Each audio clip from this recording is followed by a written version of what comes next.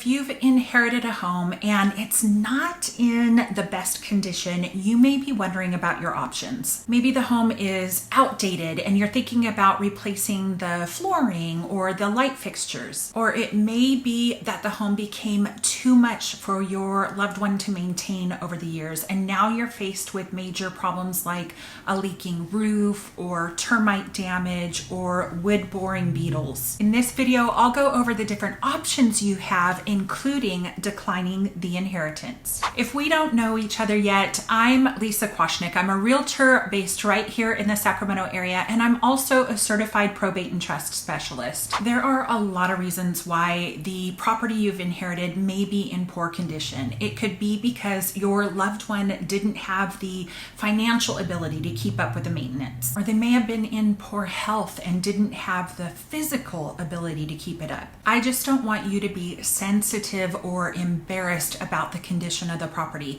Spending too much time investigating why a property is in poor condition is not going to serve you well. And we really just want to help you find the solutions so that you can move forward. If you've watched any of my previous videos, what do you think I'm going to say is the most important thing to do first? That's right. Have a clear understanding of the market value of the property. And the best way to do this is to meet with a real estate professional at the property so that it can be evaluated in its current condition. If the property is in the Sacramento area, you can reach out to us. And if it's outside of our area, you can still reach out to us because Jim and I have a network of amazing agents all over our nation and Canada. Once you're armed with information about the value of the property, it will be much easier to weigh your options. We recently met with an executor who inherited a property that needed a lot of work. The roof was leaking, the windows were failing, it was outdated, and there was a retaining wall that was falling and probably pretty dangerous. After we looked at the property to assess the value, the executor realized that the house was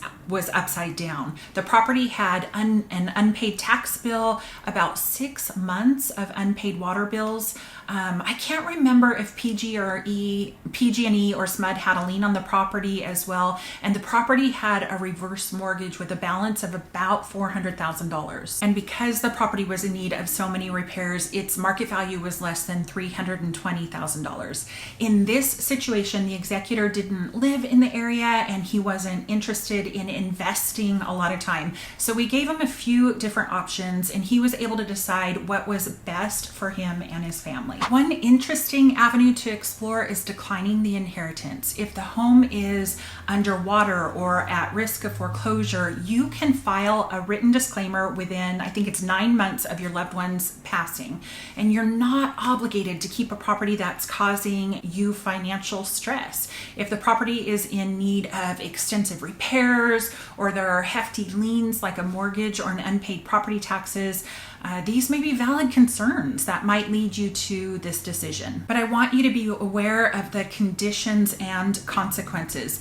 Once you decline, it is a final decision and you won't have a say in who gets the property next. So before making this decision, I would want you to consult with your attorney so that you take careful consideration of any risks or benefits. If the idea of declining your inheritance doesn't resonate with you, another viable option is selling the home as is. This usually means a quick, hassle-free process where you don't have to worry about any repairs or renovations. You can hire an agent to list the property and help you find a cash buyer, or you could post the property on different websites to sell the property for sale by owner. If you decide to do this, please be very cautious about showing the property to strangers. Your safety is more important than anything else. I did a video on the pros and cons of cash offers, and I'll link that video at the end of this video. It's worth watching because you may learn that sometimes a cash offer isn't really a cash offer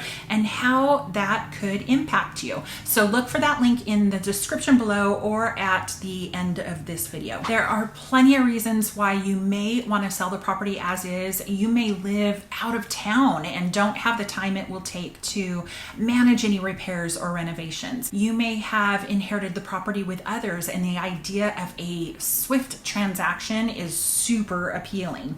There may be tax benefits to selling the house as is, or it may be that there aren't a lot of funds in the estate to make any repairs or renovations, in which case I've got another solution. There are companies in our area that offer to pay for and complete the repairs or renovations, and get this, they don't want to get paid until after the home sells. They will require, and you'll want to know, the home's current value in its current condition, and also the after repair value, or ARV.